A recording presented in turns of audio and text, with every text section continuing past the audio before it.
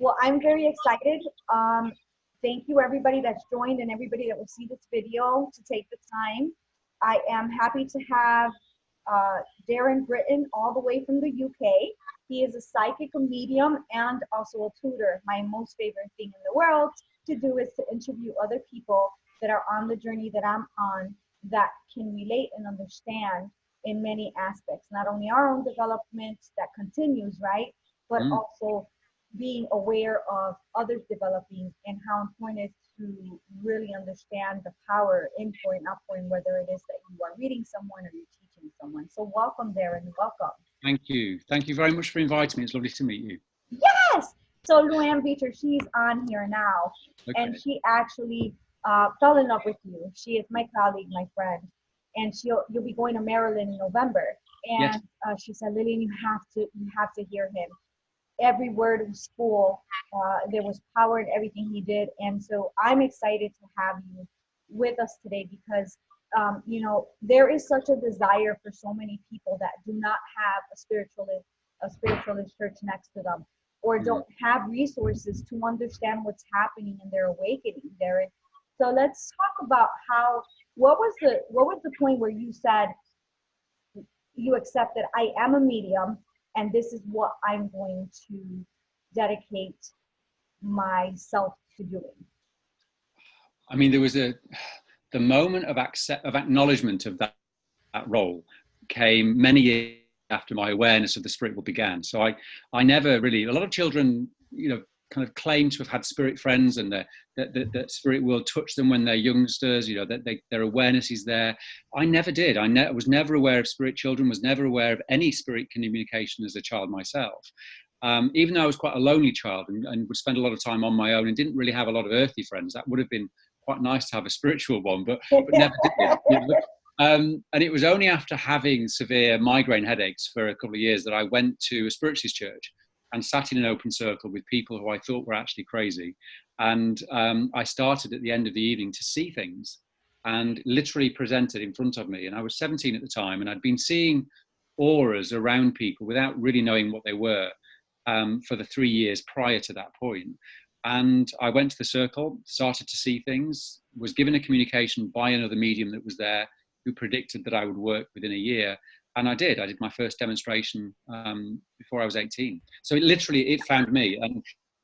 And so there was a lot of hesitance in acknowledging that, you know, that I'm a medium, because there's so many weird things that people assume when you voice that. And certainly I was from a family where church, religion, mediumship, death was never really spoken about, even though my dad's grandmother went to a Spiritualist church, but nobody ever knew what she did.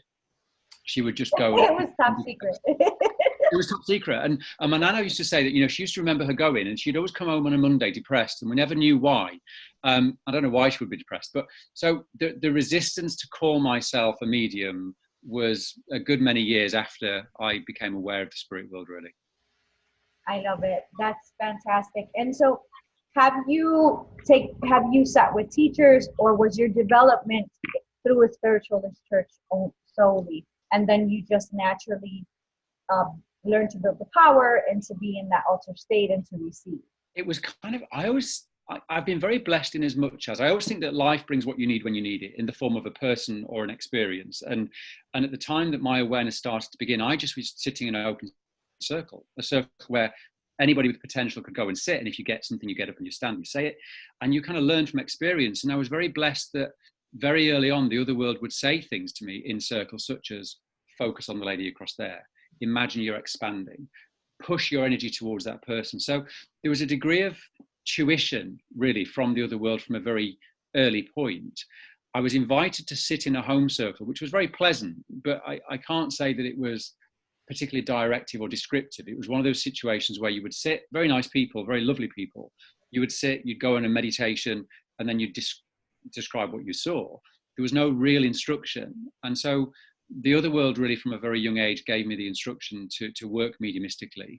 And the very first workshop I ever attended as a medium was 16 years after my awareness of the spirit began, and it was the first workshop I ever taught. So I never had the experience of being trained by anybody really in the way that we're lucky enough to have now.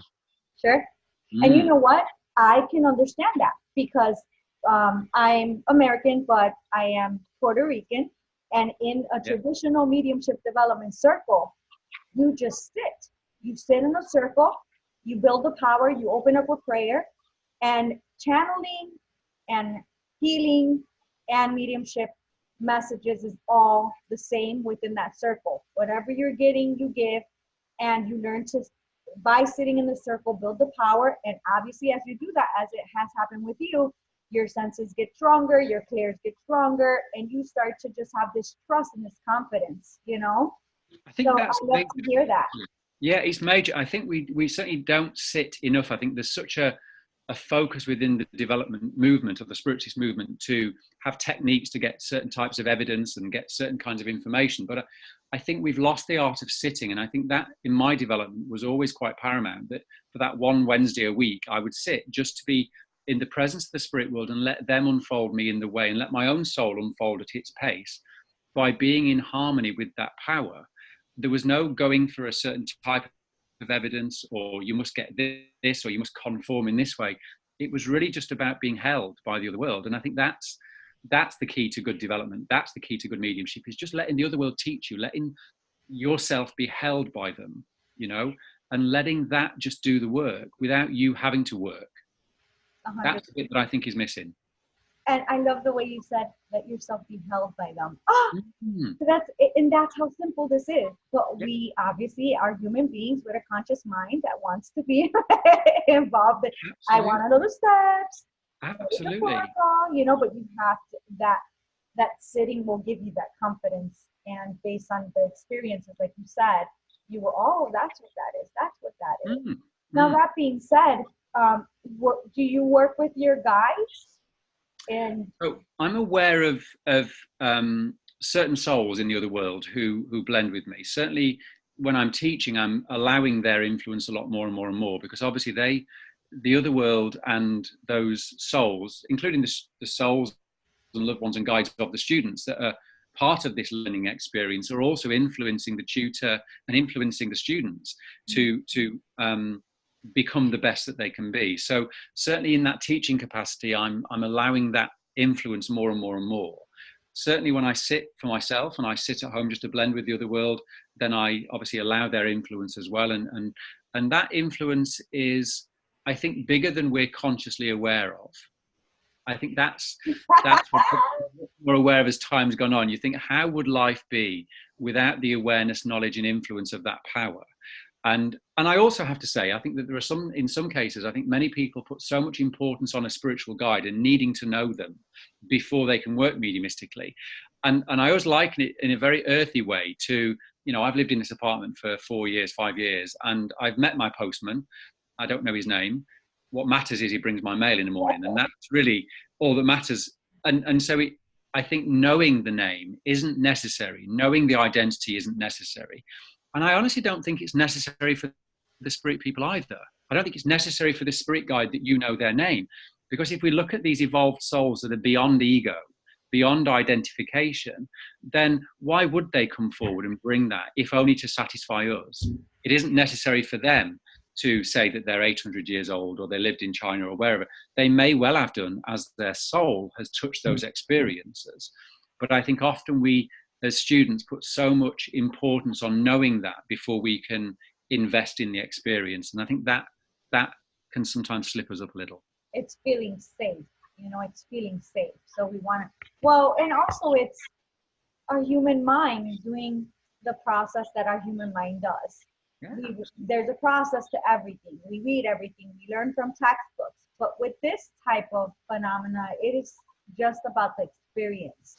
The experience, the acknowledgement, the surrender. Yeah. And so we have to learn to rethink. I always say we have to learn to rethink. Every year I change as a medium. Every year I learn. Every year I grow to respect them more. And I love what you said, because for me, the way that I grow to respect them more, Darren, is by really understanding of not being demanding on them. Trusting that they know what they're coming to say to meet the need of the recipient. Instead of me saying, give me this, this, this, and this. Yeah. And I certainly, as a tutor, never teach students to go back and ask the spirit world questions, never to ask the spirit communicator questions. for a couple of reasons. One of those reasons is that, first of all, you're having to consciously formulate a question which involves your mind. It brings your mind back into the experience. And that then becomes partly about your need to know information. And that might be completely different information from what that communicator wants to bring or what the recipient is needing of. So what I would teach people is, don't ask questions of the spirit world.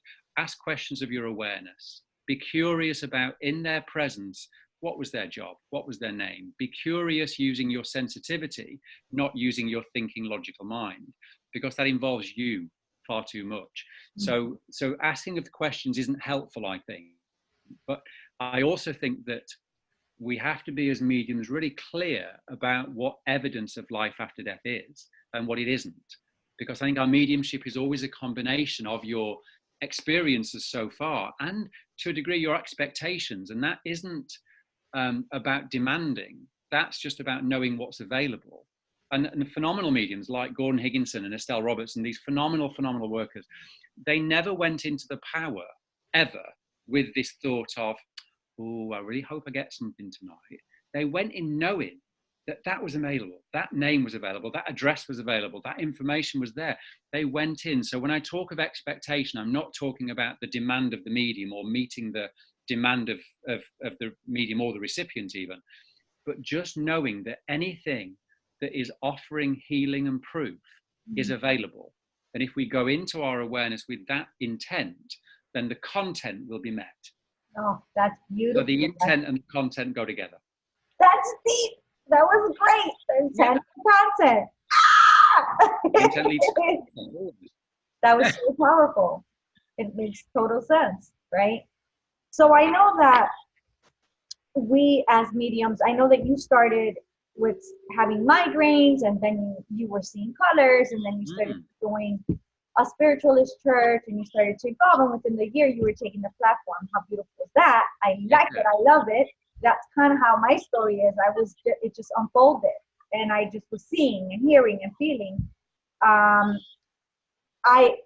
know that we don't talk enough, I think, in my opinion, about the healing process that happens when we're developing, not only for those that sit for us during reading, but for ourselves. How important, Darren, would you say self-healing is?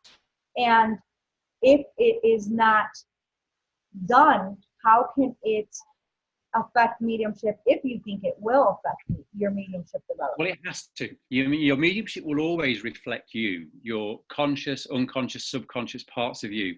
It will always be a reflection of that. And I think when you watch mediums demonstrate, you can almost have a sense of what their framework is, what their identity is in that way, because you can see what kind of evidence they're very familiar with and they get very easily. And you see what's absent in their mediumship as well. And I think that's a direct relation to who the medium is. We're putting ourselves into the power, and so what will be reflected will show up. It's going to show up in there. So I think from my own experience, it's really important that we learn to look at us. There's so much focus in mediumship on looking out there, looking at getting detail, looking at getting a guide. And we assess our level of connectedness from an external perspective. We'll say things like, oh, I must be connected because I got this information and that information. But we don't necessarily understand the therapy that comes from the feeling of being connected, by being in that power of love. And one of the things that the power of love does within you is it seeks out those parts of you that require healing as a vessel. So as the medium, it will seek out those parts of your mind, your heart, your self that are in distress, in pain, and in need of love, because that's really what the power is. So as we sit in full conscious awareness of that power, and that's really what sitting in the power is you're sitting in full conscious awareness of love. That's really what that is. I was going to ask you that question, because everybody lately is like the power. But no one really explains what the power does when you sit in it. Well, what does love do? Because that's really what love is. That's what the power is. We talk about the power. The power is you, your spiritual identity, the divine part of who you are, that part of you that is God. And I don't say that from an egotistical perspective, but we all are God. We all are the divine. And so when we're sitting in the power, we're sitting in full conscious awareness that we are God, that we are love, that we are light.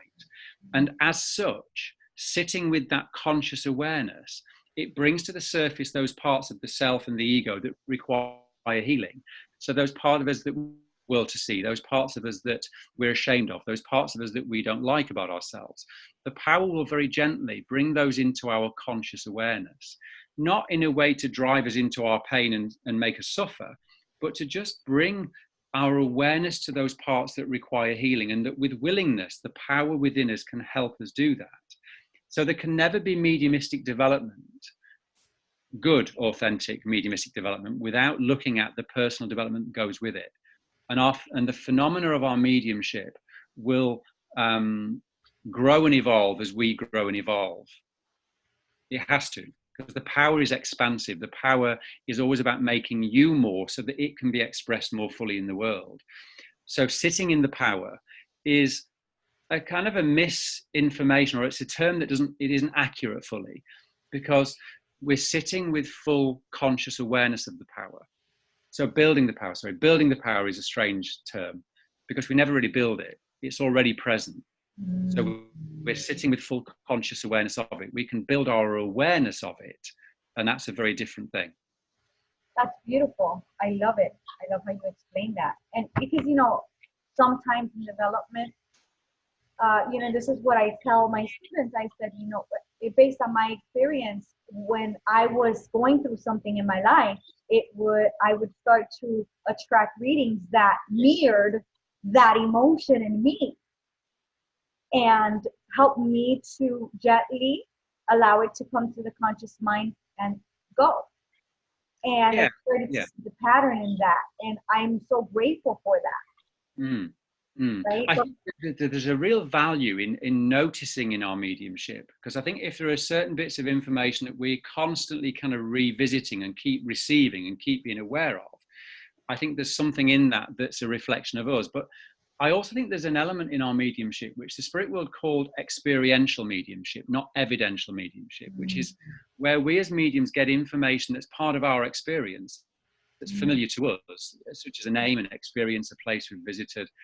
And often I think in the process of the other world blending with us, and in this communicator trying to make a strong link with the medium, they're looking for commonality.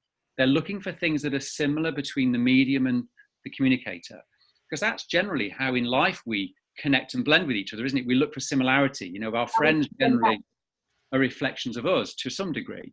And so I think in the spirit world blending with us, they're looking to get a hold on the medium's mind, to get a hold onto you.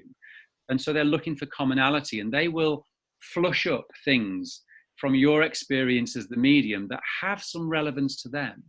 And so there can be an evidential element to the repetitive things that we're aware of that might be about our experiences, experiential mediumship, or it may be a part of the vessel that requires some kind of healing. So there's always something we can learn from the evidence that we're open to. Every bit of development, every second and moment and minute that we are in the power is such a beautiful gift to us. And talking about our mind and references with thoughts, emotions, and experiences, a lot of people talk about frame of reference or reference library. And my view and some patterns that I've seen is sometimes, like you said, the communicator will come in and say, hey, there's 5 mediums. I'm looking at what experiences this medium has had, and they're somewhat close to what I want to express. So I'm going to work with that medium. I'm going to come to that medium.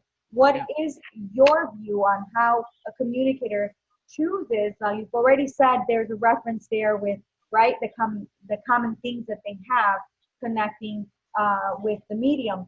But what is your view of the importance of that? Because again, we don't want to say, if you don't have it in your reference, that the spirit won't give it to you. But if it's not something that's common, right? There's nothing really common, but you're doing a one-on-one, and that communicator's trying to bring in information. What is the best advice you would give us to be open to receiving without attaching ourselves to that expectation of it needing to be given to us in a certain way? Because sometimes they might want to spell it out, or sometimes they might want to sound it out. Yeah. Yeah, and I think, what I want to be clear about is that when we're looking at evidence of life after death, the information that comes from the other world is about proving that they made it, that they've survived death, and that mediumship is the chance to have the reunion before we get there ourselves. And so they're going to bring as much as they can and as clearly as they can to let us have that experience of reunion.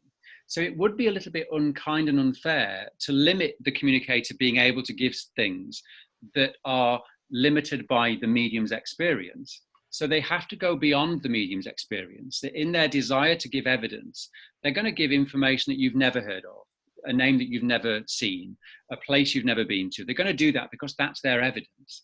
So as mediums, we need to be flexible enough to know that our life experience is valuable, but shouldn't be the limitation that we offer it. It may take more energy, more effort for the other world to bring information to you that you've never been familiar with. But it is very possible that they can bring information in different languages, that you've never heard of.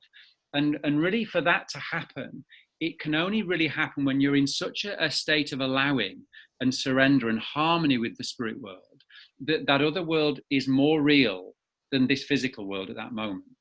So when we surrender to the power to the degree that we're held by the other world, and as we do so, our conscious mind moves out. I always say that it sits on the shelf. It becomes the observer. It starts to watch, but it doesn't sabotage or interfere. So if we can get ourselves into that space of allowing the conscious mind to move out so that we really do become the vessel, then it moves beyond our experience as the medium. And so it then starts to be more about the experience of the spirit communicator. And that can only come from practice of sitting and blending with the presence of the spirit world and allowing the other world to move you, not to approach them with a list of demands or requirements or what I would like or what we're told we should get or we should deliver in a certain order. Let's trust the power and the intelligence of the spirit world. And so whilst we can have information from our own experience that is of value to the communication, we shouldn't just limit it to that. We must learn to go beyond that and let the other world give their communication that they know the healing will come as a result of. So the alter state, the surrender, the alter state, and just the allowing, trust to know. Yeah. Will bring you to that movement of what you want to say, what you feel, what you hear. I think we police, as mediums, we police the communication. That's the problem we have. We want to lead. We do. We receive the information through our awareness. It's powerful. It's wonderful. Our mind is on the shelf. It's all great. It's all going well into that point. And what happens is you're getting the information through your awareness, and the ego that sat on the shelf watching saying, how'd you get that? How did you get that information? I run this shop. I know how this works. And so it starts to inject itself into the process. And then we experience that as sabotaging it, trying to analyze it, trying to work it out. And ultimately, if we can just give what we get, as simple as that sounds, just to let our mind be the observer and not the identifier, then we start to experience the truth of the spirit world and their communication. But our mind is the bit that needs to be trained. And I always say it's a little bit like an unruly dog that, if you don't tether it or train it or teach it, it will run amok. It will cause destruction and chaos. So we have to learn to sit, to allow the process of the blending to take place, but allow our mind to move onto the shelf and train it to sit there until we're done. Would you say that the discipline of sitting in that oneness of the power helps to put that conscious mind on the shelf? Absolutely, because it's what we identify with, and that's the thing that's really important. When we talk about sitting in the power, we're sitting with full conscious awareness that we are God, that we are love, that we are light, that we are the divine. We're sitting with that awareness. The ego is the element that comes in that tries to interfere and sabotage and analyze and make sense of those feelings and that presence. And so when we want to move away from ego, the antidote to ego is always empathy, and empathy is born out of love. Because when we're on an ego trip, we hear about people being on ego trips. When you're in an ego trip, you're fully identified with I, with some part of you, your desire, your expectation, your demand, your like, your wish. You're somehow identifying with I. The antidote to that is empathy. which is where you fully identify with somebody else's experience, and it's not about you. So if we want to learn to move our mind out, if we want to learn to sit in that power, we have to cultivate empathy. We have to cultivate sitting with a heart full of love and just allowing that to move the mind out. That's how we get into that space. That's beautiful. Because then also when you come into the frequency of the heart center, your aura becomes expanded naturally. It expands naturally, and it allows you to come into that altered state. Absolutely. You know, if you look at this in reference to frequency and emotions, anything that is lower than 200, it's your aura's contracted. There's grief, there's pain. And so if we're opening up and we're in that state, but then it becomes about I'm nervous, or I'm fearful, or, you know, I could totally see how that would just kind of pull us in and away from the experience. Yeah. Yeah, it pulls the ego off the shelf, you know, because it's about our stuff. You know, it's natural to be nervous. It's natural to have anxiety, especially if you're going to, you know, stand in front of an audience of people. You're taking the risk of, you know, being judged, of people thinking you're crazy, of being fraudulent. You know, mediums have to have a degree of strength in their ego to not be disabled by that, you know. But when we move into that power of love, when we move into that space of connectedness with the other world, we move away from the ego and its fears and its demands and what it needs to identify with. So the antidote to that process becoming, you know, a sabotaging process is to sit and be clear on why we're there.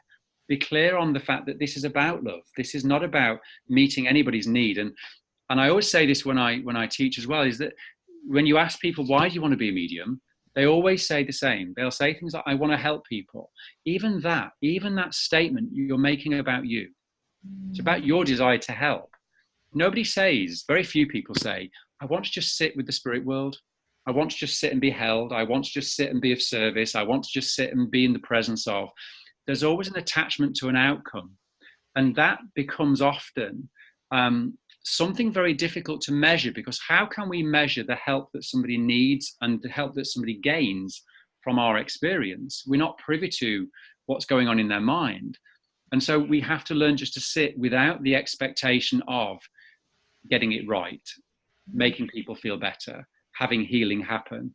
We just have to sit with the intent of sitting in the presence and letting the power of the spirit be expressed in the way that it wants to. And that's really what good mediumship, I think, is born out of. So don't sit with the intent to help people, because we can't measure that. And also we're then at the mercy of the recipient, because if they don't tell us that was wonderful, how do we really know? Again, we assess our level of work and worth and connectedness from an external perspective, and never from the experience of just being sat with the presence of the spirit world. And that is its own reward. That is its own benefit. I mean, when you really, for the first time, feel that surrender, you just cry. And even sometimes, honestly, when I sometimes gotta take a nice deep breath, because it's this wonderful, warm feeling that comes in with the presence of the power of a reading. And it's beautiful, and there's no words really. And I like to say, let's just be the voice of the spirit world. Let's give them a voice. Even though they don't have a physical body, let's give them a voice in whatever way that they're needing us to be that voice. Let's just know that we're important, not only just in this world, but also the next, and that the healing goes on in both worlds. Absolutely. There's a therapeutic benefit to mediumship. And I think it should never become therapy in the sense that you'd go and see a therapist every week for a year. You know, you shouldn't be seeing mediums every week. That's just not helpful. But I think that when you've touched that power, you know, there is a therapeutic benefit to it, that everybody gets the experience. So those in the other world are healed. I'm sorry. Spirit world. But the other world benefit from it. We benefit from it as the medium, and also the recipients do. Yeah. I'm sorry with the dog. That's beautiful. And I think as the more I do this, Darren, the more respect I have for the spirit world, the more that I appreciate them, the more I see them. That's how I can explain. The more I see them, wow, oh my God, this is beautiful. You're still there. Your personality, your mentality, the emotional expression, the mental expression. It's beautiful, beautiful, beautiful. And so a lot of people have the question, going from our question that we just spoke about, which what is the power, is what is the difference between spirit, your spirit and your soul? Are they the same or are they different, Darren? What is your view on that? So my view on that is that the soul is the most divine, the highest part of who you are. That is the expression of God, without ego. That is who we are at our core. The spirit really is the vehicle, you know, the bridge between the soul and the mind. So I think that the spirit, if we're talking about the spirit, that isn't, it's more of an aspect of the soul, but it isn't the soul. They're two very separate. It's difficult to say separate because I think it's not as simple as placing them in a box. I know, this question is like, how do you... It's difficult. I think if we're talking about the difference between the spirit and the soul, it's like talking about the difference between power and energy. They're two very different things. One is the source and one is the vehicle. And I think that's the closest I can kind of come to explaining what it is, which isn't really an explanation. I appreciate well, because that. they kind of work hand in hand. They kind of, would you say they complete each other? Kind of sort of complete. They're different, but yet come together at some point. Your soul is who you are. Spirit is source. Well, see, that I would say the opposite, and this is the conflict, because I think whatever we taught and however we taught it, whether it be through sessions like this or with a tutor or through reading a book, I think we have to pay attention to what our instinct tells us in response to that information, because I think at our core, the wise part of us recognizes truth for it, truth for us. And so I think that, you know, I've described what I think is the most divine part of us is the soul. To somebody else, that might be the spirit. So I think we have to pay attention to what we feel when we hear information, which feels right. It's very difficult to measure. It's very difficult to say that for sure this is it. And I think that's the wonderful thing about this work, and also the difficult thing about this work, is there is no definitive one-size-fits-all answer to everybody. And I think that's why we have so much conflict, why we have so much uncertainty. But I think there's something in that conflict that has a potential to be educational as well. It should make us go looking, go searching, go feeling, go sitting to try to resonate with what is truth for us. And I think that's difficult because there is no...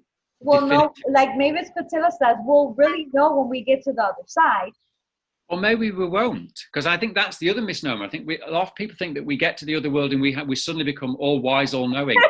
They're not, you know. I may choose to get to the other world and have my head in the sand in some ways, like I'm in this world. So I don't think that there's going to be suddenly a lid come off and we become all knowledgeable. Because I think there must be other levels of understanding and experience in the other world, like there are here. So I think we've only can scratch the surface of what's available, and I think we're very limited in language at how we interpret or translate information on this level anyway. I think the other world have got far greater capacity than we have to do that. And again, that question comes from our conscious mind, right? What I want to know, what is the difference? You know, we know what we experience. So yeah. Tell me, how do you know what you do? I don't have an answer for you, but I could tell you that I know what I experience is beautiful. I can tell you that I'm a better person. Yeah. And I think that's, you know, we talk about love having no barriers. I think, you know, we are, regardless of your intellect, understanding, your experience, your culture, your background, everybody knows what emotion is. Everybody knows what love is. Everybody knows what pain is. Everybody knows what, you know, anger is, regardless of the peripheral stuff, you know, the external stuff. And I think when we talk about connecting to the other world, communicating with people of different backgrounds, different cultures, different ethnicities, you know, that power that is communicated through the presence of the spirit is healing in itself. So it's not necessarily what we say to people from an evidential perspective, but the presence of the spirit that's evident through the medium is touching, and it's reaching out to help people. And that, as mediums, is something we should aspire to allow, is the presence of the other world. Not always so much on just focusing on detail and evidence, just allowing the presence to be evident through you, because that's the bit that does the healing. That's the bit that does the work. And it isn't limited in the same way that our ability to explain something can be. Yes. So very good. So if you can say that something would be important when mediums are wanting to start out and come on this journey? What would you say that would be for somebody that is watching this video that's saying, I feel like, I am connecting with spirit and I really want to do this, but I'm not sure where to start or what to do? What are words of advice that you would give someone? Obviously, their free will has to bring them to where they're directed, but what would you say is the most important thing when beginning your development? I think just take time to, first of all, understand you as a person. I was 17 when I began. Didn't really understand me an awful lot, hadn't experienced grief, didn't really understand a lot about life. And I think that I came into the experience quite blind to a lot of things, really, and didn't understand Darren, the 17-year-old boy. So I think getting to know us, first of all, is really important. Finding a group of people, if possible, that you can, first of all, be yourself with and not feel judged, because ultimately our mediumship and awareness will always be shut down by fear and discouragement. So find yourself a situation where you're not feeling fearful and you're being encouraged, and your awareness will grow by being in that environment. If that's not available, then just sit with the spirit world with the intent of just blending with them, inviting them close, allowing them to give you the experience of connection, and being, as much as we can, consistent with that. I think that's the best advice I can give. I think many people read lots of books, and I did for a while, and I probably spent as long unlearning the things that I learned from a book, because that was somebody else's experience, my own. So I feel that way. Yeah, I mean, books, there's a value, and there are phenomenal teachers that have imparted great wisdom, and phenomenal. And that's for all of it. Gratitude absolutely. for all of it, right? But it's also, I think, the contrast between their experience and your experience that growth comes as well. So I think, certainly look into those other avenues, but look at having your own experience of the spirit world, that then you can make an informed choice and you can really grow with, and evolve. And as I said, your phenomena of mediumship will evolve as you do. So sit and just allow the spirit world to hold you. That would be the single most thing that will unfold your awareness quicker than anything. I love that so much. I mean, you're so comfortable and gentle. I'm glad that we got to come together and do this. And I posted the link to You're Sitting in the Power. I purchased it. You can purchase the CD or the MP3, guys. And you can do that at www.darrenbrittain.co.uk. And I will put that on the bottom here. And I will also put the link below this YouTube video. And you also teach. I do. So at what capacity are you teaching? In specific cities, online? How are you offering tutoring? So I teach one-day workshops on intuitive arts, intuition, psychic work, mediumship, to trance mediumship as well. So I teach that. So I teach that on a one-day workshop, two-day workshop, sometimes residential seminars as well. And that's been, I've been teaching for, gosh, a long time it feels. So yeah, but I've now started to do one-to-one tuition, either face-to-face in my home or on Skype or Zoom. So that's a great experience. And I think for me, we talk about the phenomena of our work evolving as we do, because I'm massively interested in mediumship. I'm massively interested in the people. I'm massively interested in the mind of the medium and what makes certain things available to them and what makes things not available to them as mediums. And I think for me, the one-to-one side of things really allows me to move into a space with that student to help them understand what are they bringing to the experience just by their presence, because we spend so much time looking out there to give to me, spirit world, give to me, but we don't look at often what are you offering.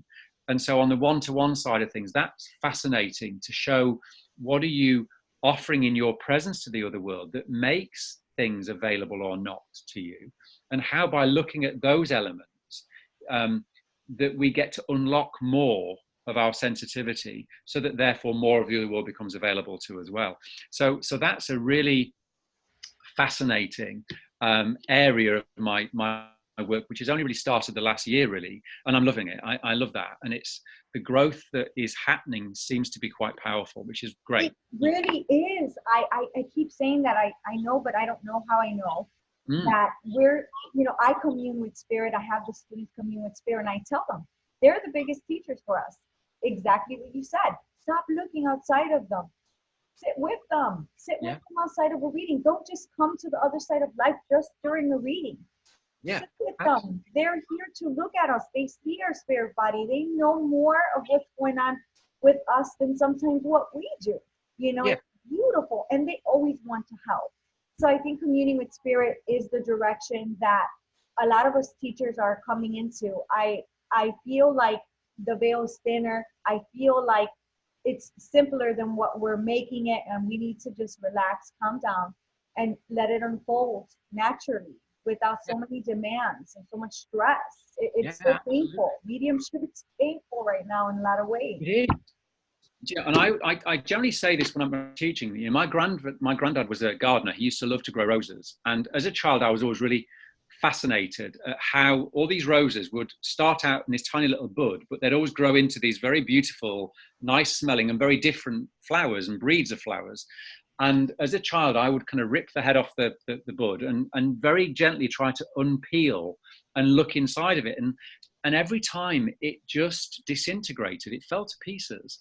Because the conditions weren't right for it to open, I was trying to force it to conform. And what I've learned is in our mediumship, we try to force it to conform. And what happens is, like the flower, it kind of just disintegrates. It doesn't really flourish.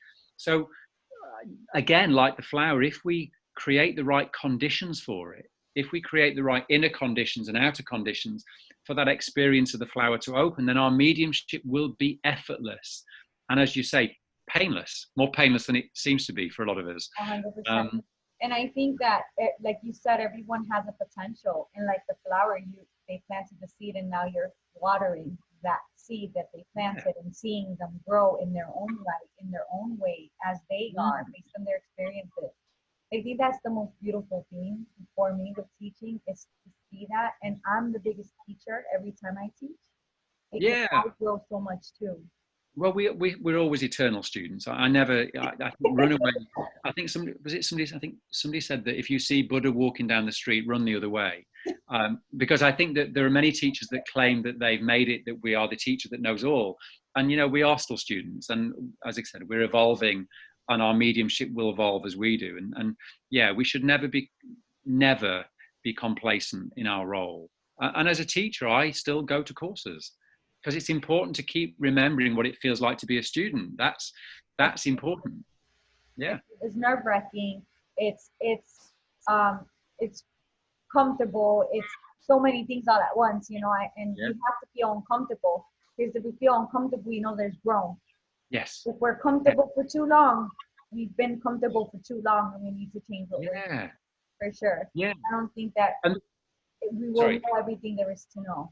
Yeah, and I think the question to ask ourselves whenever we're faced with discomfort in some way, whether that be because of, a teacher, somebody within the spiritualist group, somebody in life or anything in life, the question to ask yourself is why did that bother me? Why did that bother me? Because I think when we start to look at why we're affected by certain people, situations and things, we get the chance to look at what needs healing within us, because it's never really about what somebody does to us. It's never about the external stuff. It's always about, the issue is always, how we handle the issue. What is the issue within us, not the issue within them. So I think whenever we're faced with conflict or, stress or anxiety that seems to have come from an outside source, look at why it bothers us. Look at why it bothers us. And I'm not in an immune position. None of us mediums are immune from life stuff. But what we do have through this beautiful understanding that we are not alone is that we get to look at and get to hopefully call upon a higher power to help us understand our experience. So if something comes into your experience that is causing you stress, anxiety, whether it be from within or outside the spiritualist world, why does that bother me? Because we get a chance to heal something there, and we start to then evolve from that perspective. basically check in with yourself to see what it's triggering. Yeah. What unhealed emotion is coming to the surface. And I think that's so important, you know. And I think that a good medium would be, and you know, have that moment where, or let me place myself in that person's shoes. Yeah. And see what it is about them that is mirroring something about me. Yeah. Yeah, absolutely. Yeah. But I'm excited. I'm going to provide everybody your fantastic, the link to your workshop. I'm in love with you. I think that you are so comfortable with mediumship that I can't see how you would not have fantastic students and marvelous readings. I know that what you're known for is getting addresses and names, and I'm pretty sure that comes from you just coming with love and saying, let's go. Let's just do what this is. It's all, I think part of it, thank you. But I think part of it also is all of my kind of normal jobs, my proper jobs, my gran would call it, have always involved working with databases. You know, I worked in an opticians where we had patient details. And, you know, so I think that, you know, I talk about mediumship being a reflection of the medium. I think I've been very familiar for a long time with that kind of information. I'm also one of those weird people that likes to watch YouTube videos of people popping spots and having surgery. And so I've got an interest in the human body. So there tends to be in my mediumship quite descriptive elements that to do with the physical body. And I think that's because there's a reflection going on that information that I find quite familiar to me shows up in mediumship because there's a familiarity. So I think if there's an element of mediumship or an element of evidence you want to see in your mediumship, work on it on this level. You know, I was going to ask get more you names that. in. You must be psychic. You must be psychic there. I get flashes occasionally. So I think if you want to see a type of evidence, then look at bringing that into your world in this world. Because I think then when you're familiar with it, it becomes much more available to you, because the mind then doesn't start to analyze every new bit of information. You know, when we move into that awareness and we get, for example, a surname that comes in, because it's unfamiliar to us, the mind comes off the shelf and tries to sabotage it and dissect it. So get familiar with names and know that what will show up in your experience of mediumship will be a reflection of what you've experienced in this life. Expanding your reference library. Absolutely. That's what I tell people. Like I tell them, learn birthstones. Maybe you'll get a birthstone and say, oh, I know there's a birthday in July. It's Ruby. Yeah. I'm seeing Ruby. You know, like, or something so small as, what are the top perfumes in, you know, 2019? I don't know. You know, it's just, you don't have to be specific, but I can totally understand what you're saying. And for those of you guys listening, this man is intelligent. I would listen if I were you. So I've never seen you read. I've never seen you read, but that's on my list now.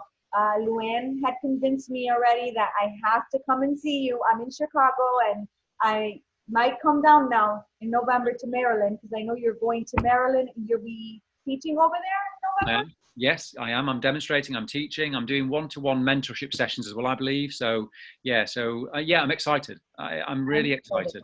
Yeah. Luann is my colleague, my friend, and you're in really good hands with her. If you ever want to come out to Chicago, we're now in touch, and I hope that you consider maybe doing a workshop online for my platform. I know they would be very happy. This is my way of introducing you to whomever comes into our platform. I've been very blessed to be consistent in this journey for 14 years with developing and you know, learning. Still, I feel like a baby. I'm going to continue to learn, never get too arrogant. I don't know everything. I'm just open to receive, and I hope that I can bring you onto the platform in the capacity of having a workshop. I really respect you. I can connect with your heart, and it melts my heart to know that you know, I'm not the only one that really truly believes this is a beautiful, amazing experience that we're blessed to have, and that it in no way, shape, or form should we ever take this for granted, you know, and that we need to just allow it to be what it is instead of saying what it is. Yeah, absolutely. It's an experiential experience. You have to experience it. You can't, it doesn't do it justice to try to explain to somebody your experience. You have to be in it to know it. I think that's all I can say on it. And be comfortable and surrender. And I appreciate the fact that you have taken the time with me today And I'm happy that I get to have this video now to bring you to those that haven't seen you, and they can feel your essence and your love and your passion and comfortableness for this. And I hope to see you in November, and I hope we can plan something whenever you're ready to bring a workshop online. Again, for those of you guys that want to know more about this beautiful man and his soul and what he does, you can go to darrenbrittain.co.uk. Again, that's darrenbrittain.co.uk. He does have a waiting list now for students, but you can get on that waiting list, and when he has openings, he will let you know. And also, he has an amazing CD that you can even get on MP3 for Sitting in the Power, which I'm excited to do because I got it this morning. Excellent. And again, he'll be in Maryland, so if you're interested in seeing him in person, are you coming over here any other time in 2020? I'm in Boston. Actually, next week I fly to Boston on Tuesday, so I'm there for a week. And then I'm away to Vancouver later in the year as well. But you can always check my website for updates of where I'm going to be. So yeah, I'm excited. It'll be a busy year this year. But I'm excited. I'll check your website and I'll put it in the Australia group. Because that's in Australia, right? Or that's Canada. Canada. Sorry. Yeah, Vancouver's that's Canada. So I have a Canada group, and I'll put you in there. And then all you have to do now is just join the Mediumship Development Support Group on Facebook. For those of you guys that haven't joined the Mediumship Development Support Group, we try to bring resources if you're somebody that doesn't have a spiritualist church or a circle in your area to you online from the comfort of your home. And Darren, as soon as you join, it'll let you share the link. That's why Luann said that's why it wasn't allowing you, because you're not a member. Okay. But you can become a member, and then you can post anything that you have going on in there, because there's people from around the world, Australia, Canada, everything. So I'll make you a mediator, and you can post in there, all right? I mean, thank you very much. I can't guarantee that I'll be able to work it, but I'll try my best. Listen, it's just for you. So whenever you feel like you want to post for yourself, any events, anything that you have going on is our honor to allow you to do that. I'm excited. You're wonderful, fantastic. Keep doing what you're doing, and I can't wait to see you, to give you a big hug. Bless you. Thank you. Okay, bye for now. Bye-bye. Bye, everybody. Bye-bye.